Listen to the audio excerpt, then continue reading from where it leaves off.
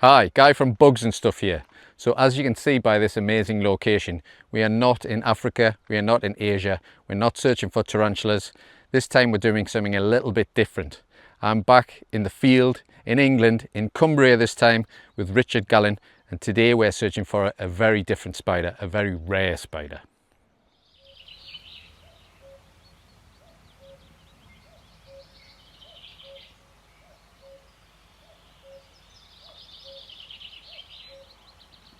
So, welcome to Cumbria.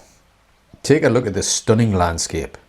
This is the beautiful Wastwater, England's deepest natural lake, located in Wasdale, a valley in the western part of the Lake District National Park and close to England's tallest mountain, Scafell Pike. I recently met up with Richard Gallen from the British Arachnological Society to search for a very rare UK spider. Here we are in the Styhead Pass. We're going to be looking for a very rare wolf spider called Pardosa trailli. Now this was first found in England in 1893 by Frederick Octavius Pickard-Cambridge when he was out walking with his friends, and he just happened to see them on the scree as he was walking the Styhead Pass on Great Gable. Now his original paper is very useful because it's highly informative, telling us exactly how he found it. And he said he found 30 or 40 in a very short space of time. So we're going to essentially follow in his footsteps and see if we can find it today. There's also another record from 1948 by Latouche, and that's almost 77 years to the day. So I think it's about time we go and find this thing. So as we set off to climb Great Gable on this beautiful day in May, let's introduce Richard Gallen, take a look at this spider's history and the men who discovered and described this rare lycosid or wolf spider. Richard Gallen is a UK-based arachnologist, and he's probably best known for his work on African tarantulas or baboon spiders. He's published many scientific papers on their taxonomy, behaviour, and has described many new species over the years. Richard and I have travelled and worked together on many African research trips, and I've known him now for over 25 years. Richard is the UK Spider Recording Scheme National Organiser for the British Arachnological Society and is also part of COFNOD, the North Wales Environmental Information Service. Pardosa trailli was first described as Lycosa trailli by Octavius Pickard-Cambridge in his paper on New and Rare British Spiders, published in 1873 by the Linnean Society of London. In this paper, he tells us that an adult male and 2 females of this very distinct species were received in the spring of 1872 from Braemar in Scotland, where they were found on the mountains and kindly forwarded to me by Mr. J.W.H. Trail of the University of Old Aberdeen, after whom I have the great pleasure in naming it.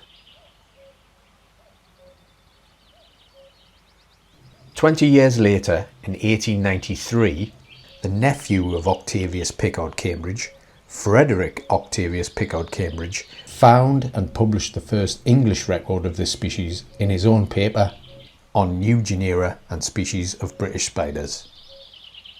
In crossing the Styhead Pass, from Borrowdale to Wastedale Head, I had noticed numerous lycosid spiders scrambling about amongst the stones which surround the pathway.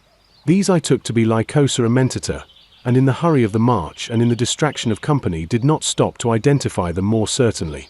A few weeks later, however, having secured several specimens, I discovered them to be very different to ammentata and submitted them to the Reverend Octavius Pickard-Cambridge, who pronounced them to be Lycosa trailli, discovered many years before in Scotland and described by himself. Their habits are peculiar, for they seem to dwell entirely in that wilderness of loose stones, acres in extent, which lies around the base of the Great Gable Mountain. Exceedingly swift in their movements, they are very difficult to capture, for they seem seldom to venture far from the shelter of the rocks, and when once amongst the stones all further pursuit is useless. They resemble ammentata very much in general appearance, but are very decidedly larger, with longer legs, very black, with grey hairs. It was a little late for them when I discovered their value, so that only 20 or 30 adult males and females were taken.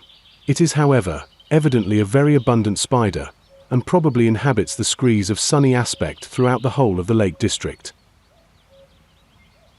The last official record for Wasdale was by Latouche on May the 15th, 1948. So let's look at the British Arachnological Society's website and their page on Pardosa trailli. Recorded altitude range is 730 metres to 1,300 metres. As for global distribution, the species occurs in mountain areas in Wales, the Lake District and Scotland, and has been recorded from Sweden and Norway. It occurs in open stony ground on mountains, especially on scree. Both sexes are adult in May and June, and females until August. The spider is very local, but has been frequent at some sites. This species is apparently much more restricted than many other montane species, and records suggest a major long-term decline. It is known from only 3 UK locations since 1992, but the habitat is almost certainly under-recorded. The spider's mountain habitat is vulnerable to damage through recreational pressure. Lycosa trailli was transferred to Pardosa in 1951 by Bonnet. Pardosa is a large genus of wolf spiders, commonly known as thin-legged wolf spiders, with more than 500 described species that are found worldwide. We began searching as we climbed Great Gable Mountain, following in the footsteps of Frederick Octavius Pickard-Cambridge some 131 years ago. There had been a prolonged dry spell during May, and the ground was very dry and in need of rain. This isn't ideal for searching for most UK spiders, as they prefer some moisture, but for Pardosa these conditions were favourable, as they are more active during warm and sunny periods. So this is the path that Frederick Octavius Pickard-Cambridge will have taken. He's come over from Borrowdale, over the top of the Styhead Pass, and he's made his way down this track into Wasdale. Searching consisted of some rock turning walking the trail, but most of the time we were watching the ground for any sudden movements as the spiders run for cover. I should point out here that we had permission to survey this site from the National Trust. Wasdale Screes or SSI, meaning the area is a site of special scientific interest and protected, so if you're going to search as we are, you'll need permission first. There were a few other invertebrates found along the track, including many garden chafer beetles, whose shadows were distracting as they flew close to the ground. Also found here are the much larger cockchafer beetles with their comical antenna and gait.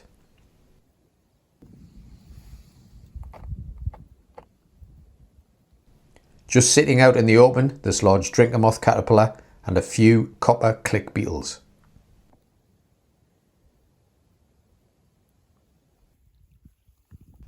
Carnivorous plants can be found here, such as the sundew and the butterwort, that use their sticky leaves to capture insects. Eventually, we reached the first scree patch that was accessible from the path. From a distance, the scree rocks look small, but close up they're a good size.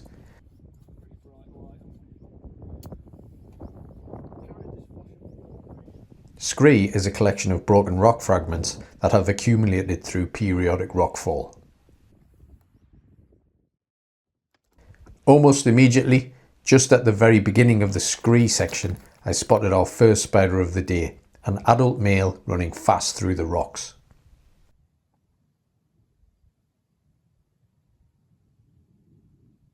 Pardosa belong to the Lycosidae family, which are diurnal hunters that don't spin webs to capture prey, but instead actively running down their prey after locating it with their good eyesight. This hunting technique gives them their common name of wolf spiders.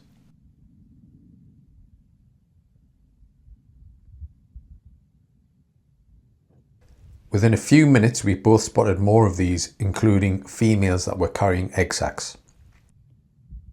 In total we found around 15 to 20 on this small section, and we speculated on how many could be in the scree patch alone and on similar patches all around this area. It was around 10 AM and the rocks were warming up, which is perfect for these free running spiders. Males were courting females and females were out hunting and warming their egg sacs in direct sunlight. Frederick Pickard-Cambridge was right when he said they were hard to catch as they darted in between the rocks, disappearing and reappearing within seconds. Moving the rocks was pointless as there were a myriad of holes beneath into which the spiders could hide. We quickly decided the best option to film and photograph them was to settle down in a likely spot and simply wait.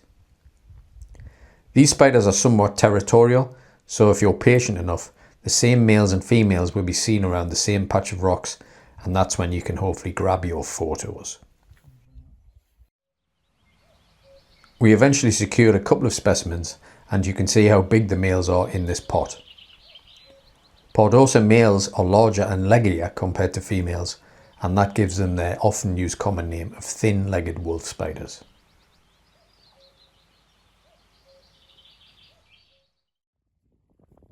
Pleased with our finds, we walked another couple of hours, searching along the way, but we were unsuccessful in finding more spiders away from this first scree patch, so after a lunch stop near Styhead Tarn, we headed back to hopefully resume filming.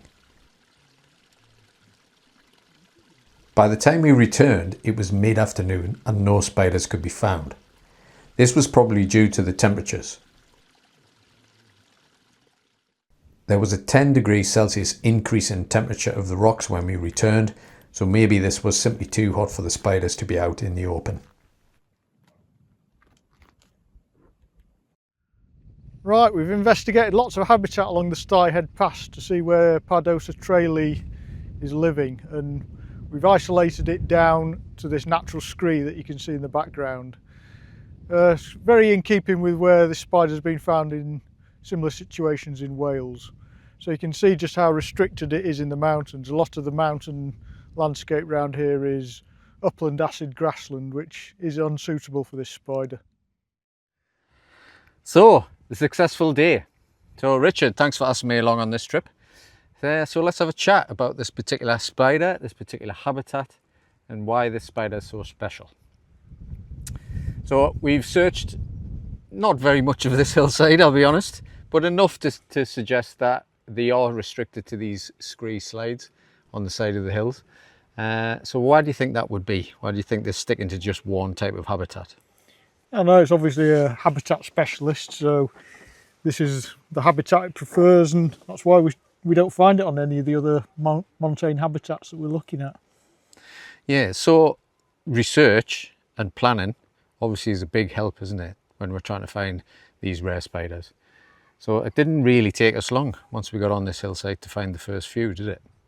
But as it transpires, because we're now in the late afternoon of the same day, and it's about 3 o'clock, temperatures rose quite a lot. Now, the weather, as you can see, is probably unseasonably warm, but that might be having a long-term effect on the spiders, but we don't know anything. There's no evidence to suggest that yet. But we've came back down, we've checked the same area where we found about 10, 15 spiders running around these rocks, and now, in the afternoon, no sign of them. No, so we're measuring the surface temperature, and in the sun these rocks are now 30 degrees C. Yeah. So that's pretty hot for a spider really. It's probably getting towards a temperature that could be lethal for a montane spider. So naturally they've got plenty of places to go and hide in this scree, so they've gone down into the deep scree to ride out the hottest part of the day. So there could be a chance they emerge as the day gets cooler in the late afternoon. So we saw them this morning and they were very active warming up. Females showing their egg sacs to the sun, warming that up for incubation. So it was about 21 degrees in the shade this morning, and about 28, did you say? It's going up, 28-ish now in the shade. So a big jump in temperature. So obviously they're not too happy being out in the really warm weather. So we know the spider's quite restricted in the UK, but what about internationally? Where else can we find the spider in the world? There's actually not many countries it occurs in, so we're quite lucky in UK. We've got it in Wales, England and Scotland, but then you have to go to Scandinavia for the next population, so it's only Sweden and Norway really, and that's its global distribution. Wow, so it's a pretty special spider to find here in the northwest Yep. Not the northeast. Nope. So can you go a little bit more in depth into the natural history of this spider? Yeah, so we don't really know that much about it, but we know we've got a handle now on its maturity period. So I guess it's overwintering as a juvenile. So they're coming out early spring, molting, maturing in, I don't know, possibly February, March. Then we're seeing adult males and females with egg sacs now, so they've obviously mated already. The males will start dying off now, and we'll then be left with females for into autumn. And then the females will obviously be carrying eggs around with them, which will hatch, and the female will then carry the spiderlings that have hatched off out of the egg sac. And then I guess the adults then die off at the end of the year, but we don't really know enough to say that, but I'm assuming that, like most Pardosa species, that's the natural cycle of things. So we've mentioned that the spider's rare, but how rare actually is this spider? Okay, well, it's classified as nationally rare in the UK, and the IUCN GB status is vulnerable. So in terms of protection, that's quite high up in the grand scheme of things. Globally, it's got a very restricted distribution. So in UK, we've got it in Wales, we've got it in England, Northern England and Scotland, but only in the mountains. And the rest of Europe, and in fact the rest of the world, it's only known in Norway and Sweden, where it also lives in mountains. So it's very much tied to montane habitats, which could potentially be under pressure with climate change. With obviously we've got this very unseasonable weather at the moment in spring, with high, almost tropical temperatures recorded on this scree surface. Is that normal? Well, I guess they can ride it out for a few years, but long term, who knows? So any other spiders that we should know about in this habitat? Well, there's lots, particularly on the mountain summits. So essentially what you're looking at is these are sort of relics from the last ice age. So in the ice age, it was a lot cooler at low levels, so these species were much more widespread. But as our climate has gradually warmed over the last 10,000 years, these things have gradually been pushed up to the mountain summits. So there's a whole suite of rare money spiders that you only find under rocks on the tops. So, but many of those haven't been seen in the lakes for a long time. So we're going to see if we can find them as well. Brilliant. Look forward to that. Well, there you go. Another successful field trip, and it just goes to show, if you do your research, make your plans, it's possible to even find the rarest spiders in the UK. Thanks for joining us, and we'll see you again soon.